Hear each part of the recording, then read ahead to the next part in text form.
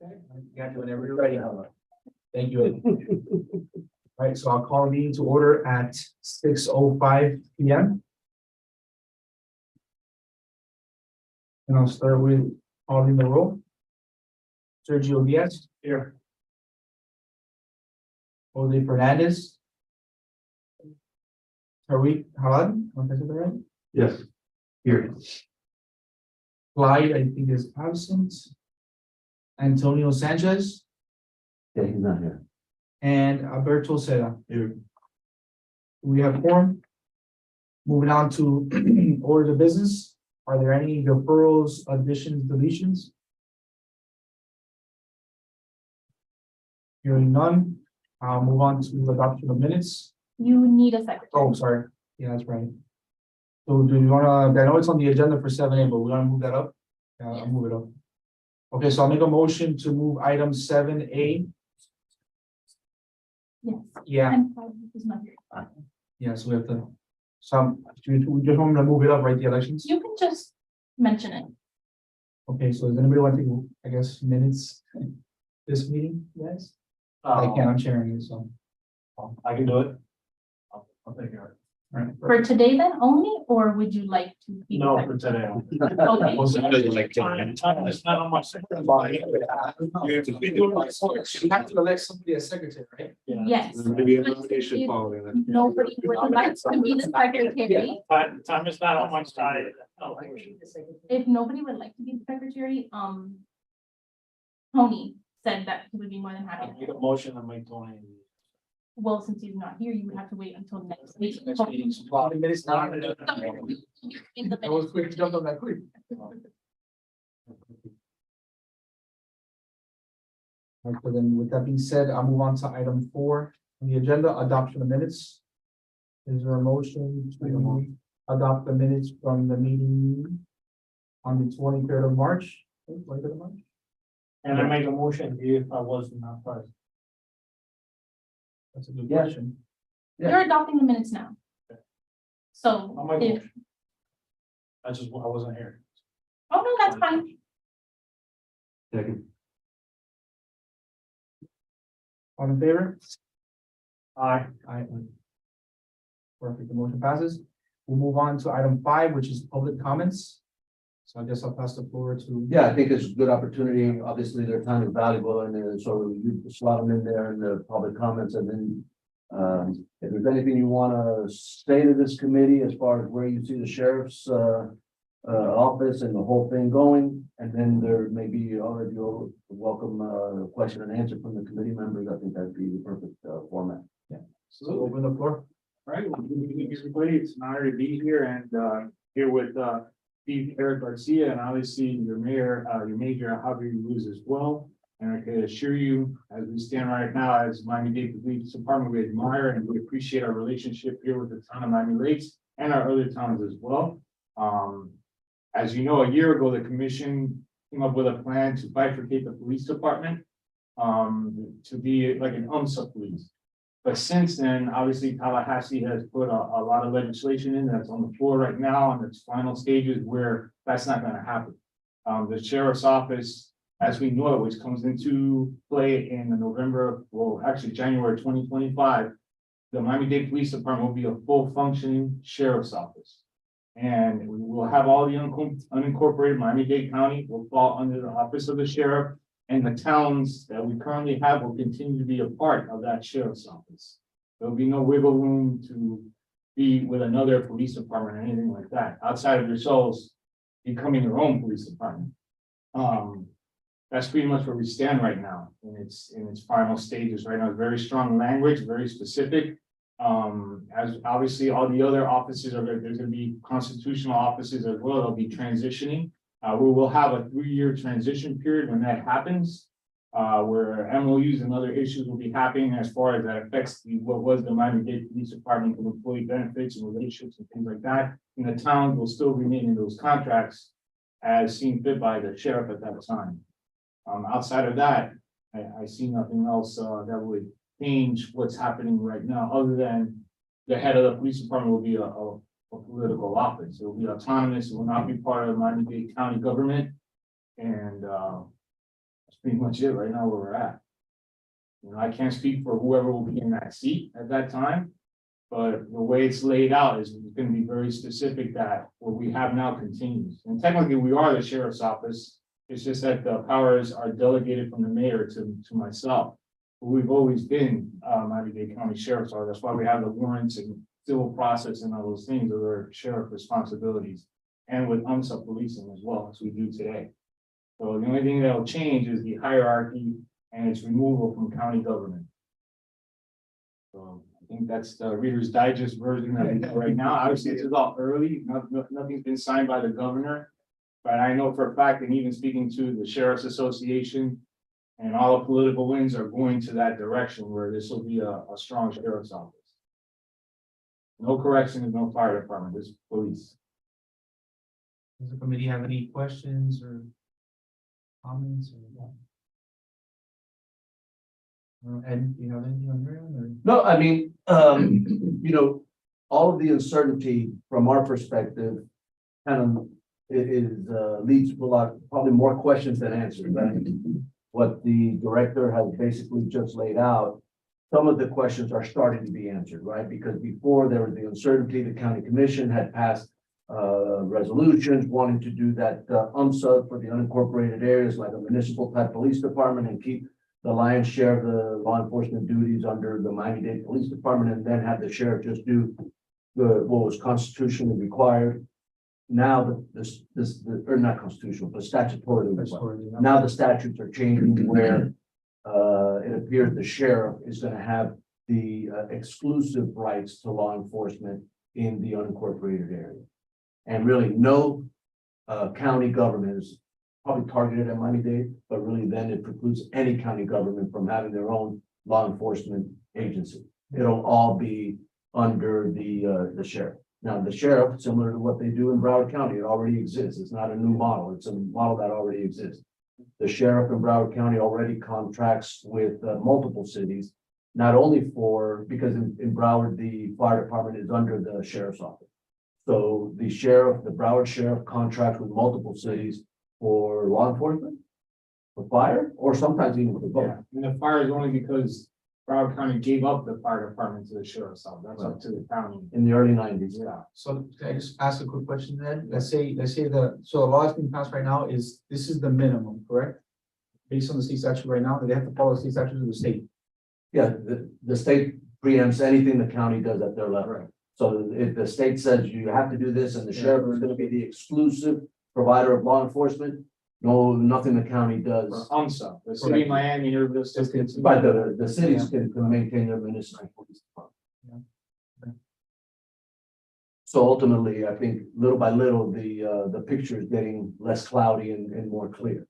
Which is a good thing for this, Yeah, to try to refer to the director. So our last meeting, we were kind of like in a gray area. Right. The committee was trying to figure out, the commissioner came and spoke to us, but we were kind of like, he was kind of telling us where the county was at, but the state was doing another thing. So we we're kind of in a limbo mode, our last committee meeting, so. Right, and we're, until the governor signs it, nothing is finalized, but from my perspective and meetings with the other constitutional offices that'll be coming up as well in Miami-Dade County, the language that's being presented is very, very specific to the powers and responsibilities of the sheriff's office.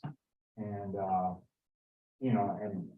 I don't see any changes in the contract cities relationships other than you'll be doing your contracts instead of through the director to the county, it will be through directly to the sheriff's office. And then obviously some of these contracts will be expiring through that transition.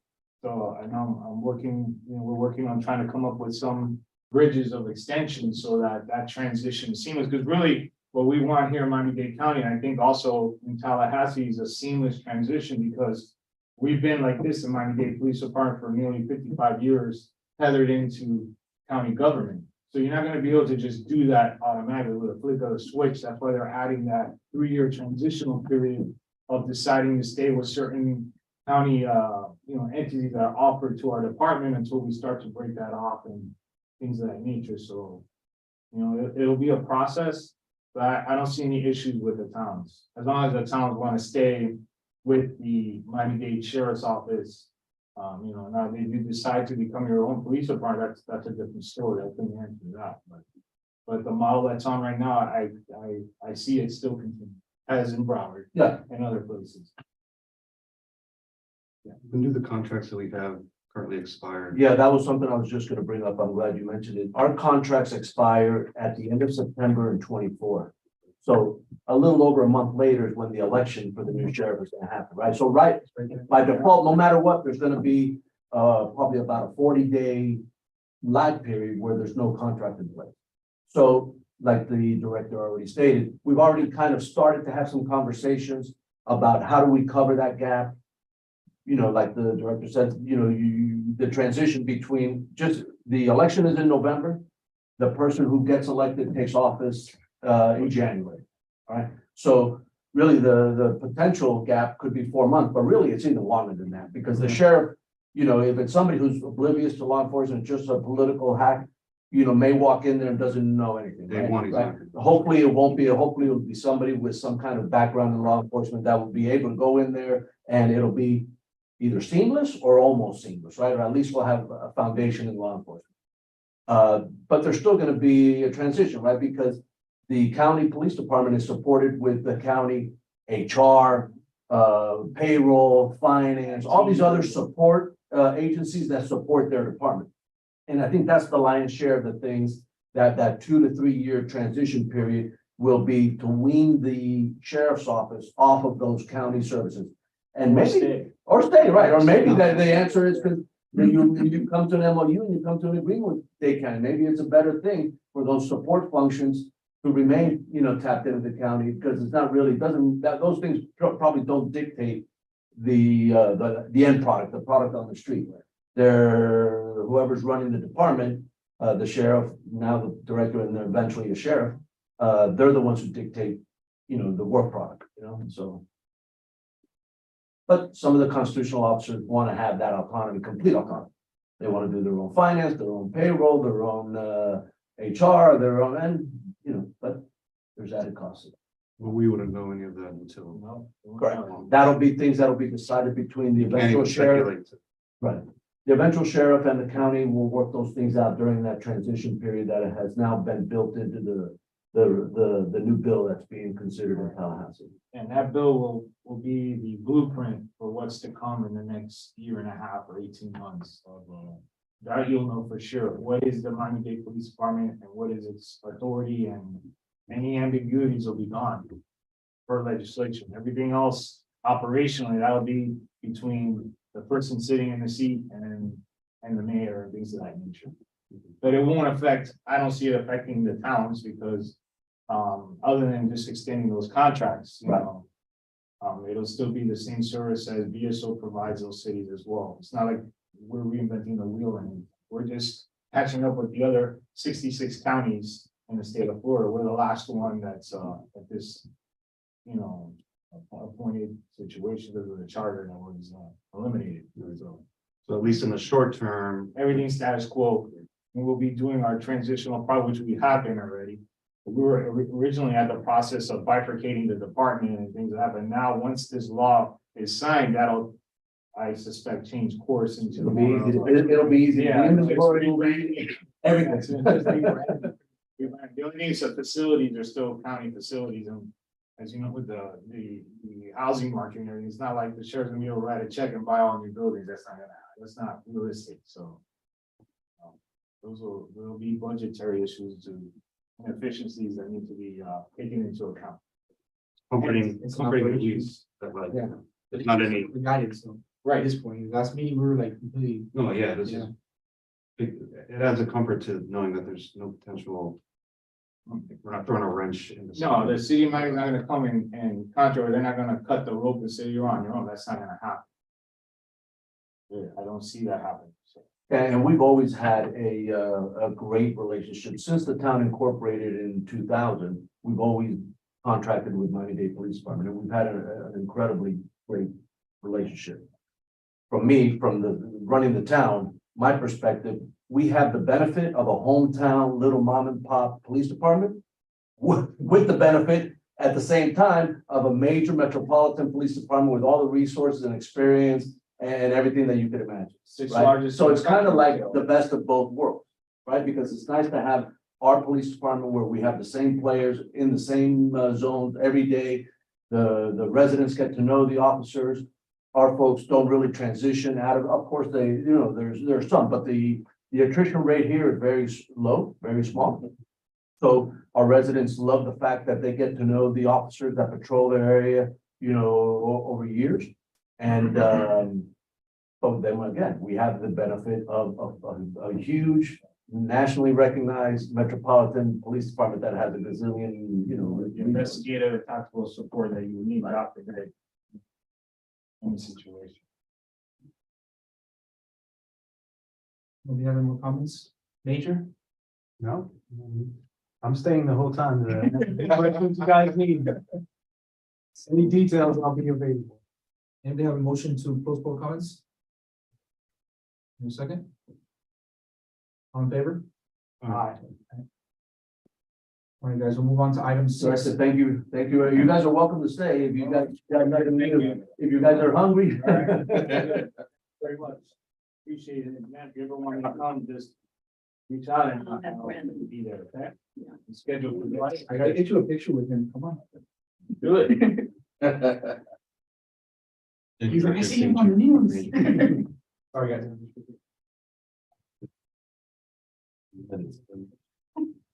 Over here, one. 1, 2, and 3.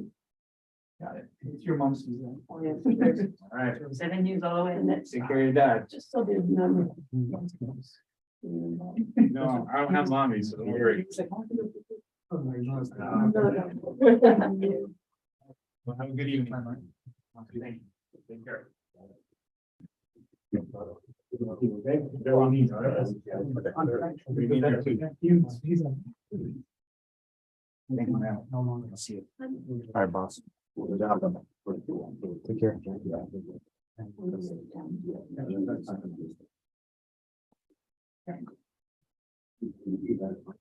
Now we got the head honcho on the seat. All right, guys, sorry. So we'll move on to item 6A, which is old business and it's to review town documents. So I don't know if Gabby can kind of give us a little bit of information as to what documents they are, so the committee members are. So it was the town charter, the section on the police services. And Which one is that one, Gabby? yes, one moment, okay. There's one- This one's the budget. It literally just says budget and fiscal year on it. The powers of the sheriff is the landscape one. This one. That the- one is, Got it. yes. The state statute is the one in And then- blue from the. It's in landscape. No, you're good. And then this one that's just a single page is the charter section. Oh, okay. And then the biggest packet of all is the one with the agreement, I believe. Let me see this one. Thanks again.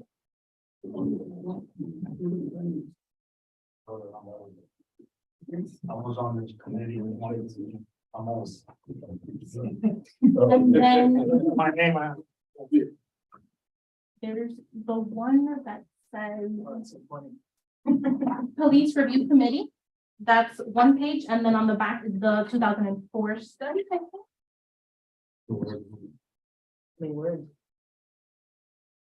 This one.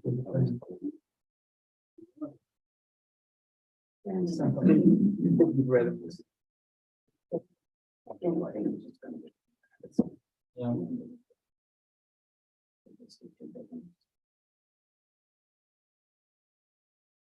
Right, so I don't know if any committee members have any discussion on the item. Or any questions, I guess, to the town in regard to the documents. All right, I take it, I guess we have to just take a deep dive as committee members to these documents and I guess come back to the next meeting, no? Yeah, I mean, you guys last meeting asked for all these different things and Gabby. Yeah. Got them from various sources and put them all together for you guys, there's a lot of reading there, for you guys to get up to speed. But Thank you, guys. All right. I have a question. Yeah. Manager, are we planning to go up on this number of 1251? Is that in the future? It may be, but demand will dictate that. The transition to sheriff or whatever, that's not really gonna affect that. Okay. Because the way we do it right now, our contract with the Dade County Police Department, they don't care. Dade County doesn't care if we have 10, 50, 100 officers. We got 50, we pay for 50. We get 100, we pay for 100. And it's really specific. It's Officer John Doe. If he's a rookie, we pay his salary. If it's Officer Tim Smith is a 20-year guy who's got a maxed out on his pay scale, we're paying his salary. So it's every quarter we get an invoice from Dade County, and it's unique, payroll by payroll, to the officers that are assigned here in the district. So that is, we pay for what we get. Are you doing it for 1,000? The number, are you getting it for 1,000 residents? The number of officers, we're letting, what we're looking at is the data, right? We're looking at response times, and if there's any trends up or down, we're looking at call volume, trends up or down, we're looking at calls holding. If there's any, on non-priority calls, if there's any significant hold times, is that number increasing or is it decreasing? Is it holding steady? Because sometimes we can look at straight out per resident. But, there's certain things that it's not, all residents are not created equal, right? So as demographics change, as people get older, newer people come in, or, traffic accident, all those different things play a role in it. So we look at multiple factors. We don't use just one number and say, okay, per resident, and we have a number. We'll look at that, but there's going to be multiple things that we look at before deciding. Is it possible to get that number, what, per resident? Usually, police departments throughout the country do use the 1,000 number of residents, and that's how they figure out how many police officers. Can we at least get somebody in? Well, I can tell you that our last census, I think we had like 33,000 or so. So if we had, we would only be down to, right in my math is, we'd only have about 30 some odd officers, and we do 1,000 per officer. So we have about 1.5 times that, maybe getting close. Yeah. And maybe somebody in your staff figure out with the census of how many residents we have. I like to see that number. It's approximately 33,000, but I'll get you the The latest. exact, from the census. Yeah. Is it 1.2, that type of? I'll get you the exact number that came out, and thankfully the census was not too long ago. It was just Okay. a year or two ago. So we'll get that number from the census and provide that to you. But I can tell you it's in that range of about 33,000.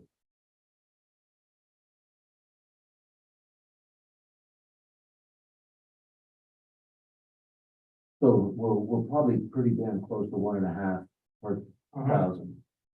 You're asking Yeah. Well, that throughout the country, that's how they gauge, right?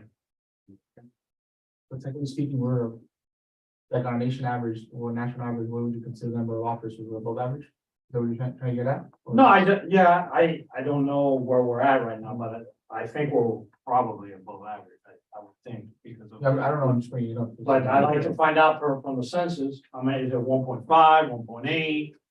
I'll tell you, July of 22, 30,388. And keep in mind that, there's a lot more that goes into, Yeah, I'm not sure what algorithm goes into, establishing how many officers. If we were to talk about how many daily residents or daily Mhm. visitors we get in the town, this number would probably quadruple, depending on what we got. So a lot of it depends on crime rates, calls for service, and things, things like response times. Those are things to take into consideration when making a determination whether to rise or lower the number of calls. Yeah, and remember that our logistics are unique, right? Because we have the Palmetto, the Gratney, so that affects response time, right? Because we're kind of landlocked certain areas, especially east-west response time.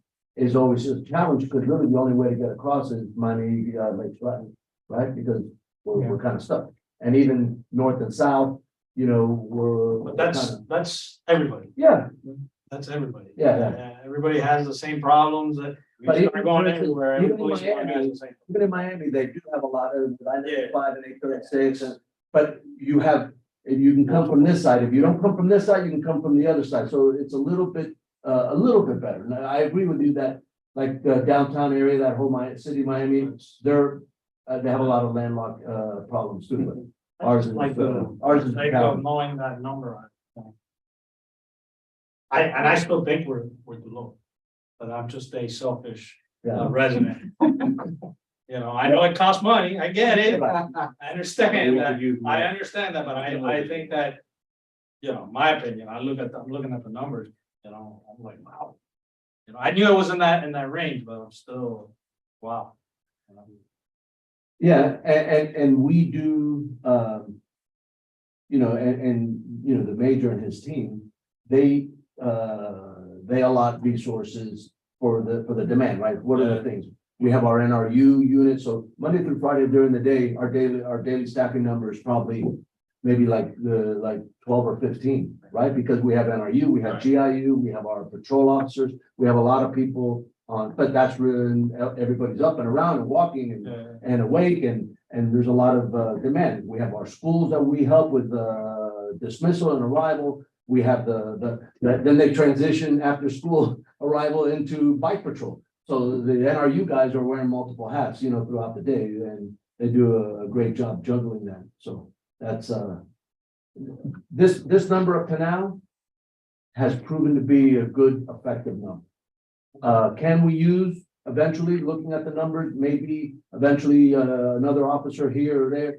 I think that's something that we always, and you know, the major does a great job keeping us abreast of it and giving us recommendations and looking at the data and making sure that, you know, there's not even an inkling of a trend in the wrong direction with response times or calls holding or crime rates or response, you know, or any call volume or anything.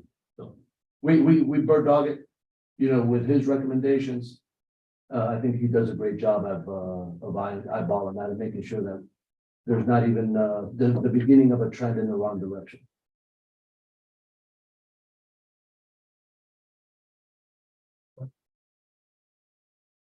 Do you have any other discussion on the item or any other questions? All right, we'll move on to item 7A, which is new business. Which is election for secretary. So then we talked about if somebody can make a motion to table that for the next meeting. I'll move the table. Also, I said you guys are like totally anxious. He's not here. Can't object. Make a note of that. Write that down, so don't forget for next meeting.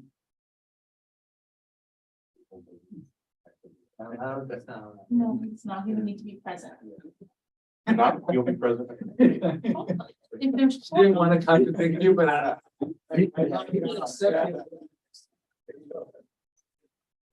That'll teach you for missing the meeting. You have to be here to approve it. All right, guys, so item 7B, discussion of HB 1595 and SB 1588. I think those are the bills that the director was. Yeah. I don't know if any of you guys have any comments or questions or. I think until he signs it, Yeah. you know, how those amendments go. Yeah, so I was up in Davies, in Tallahassee for, last in March, was it March? I was able to have the opportunity to speak to Stedman Stahl from the PBA when I was up there. And, Stedman and, David and Joe Berber. So I spoke to the three of them, kind of picked their brain with how other stuff going on with the House bill and the Senate bill. And mentioned to him about the committee and what we're doing here. He told me based on his experience with working on all the different sheriff offices, he said that he hasn't seen one sheriff office go in there and raise the price on a municipality.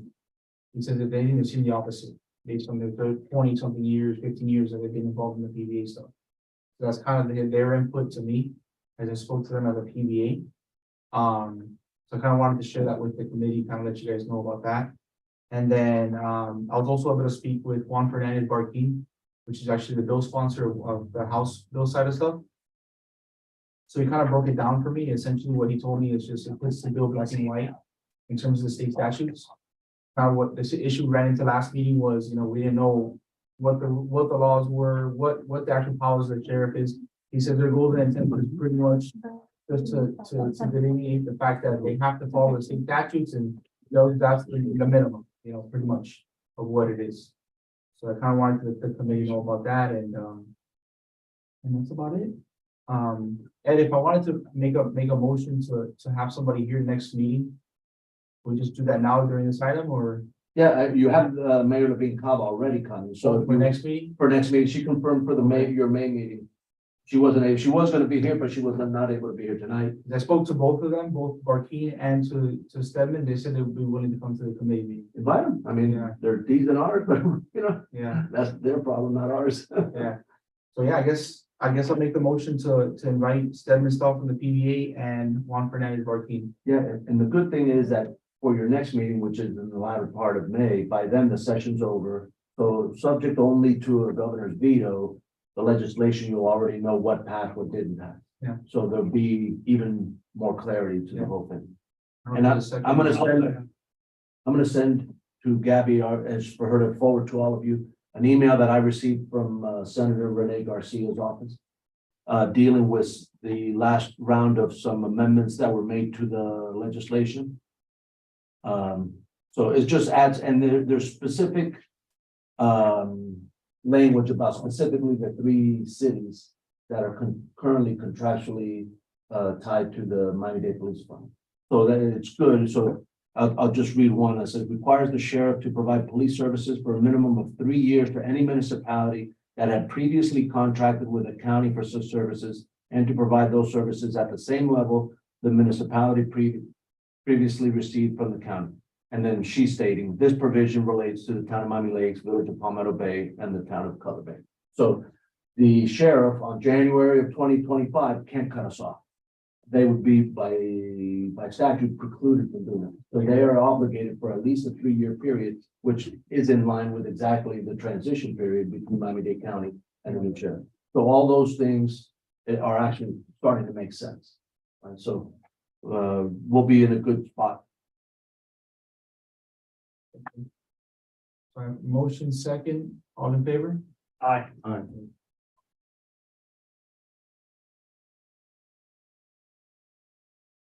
right, so I guess we'll move on to item 8, announcements. Are there any announcements from the committee members? Okay, anyone from the town side? Pretty much good there, all right.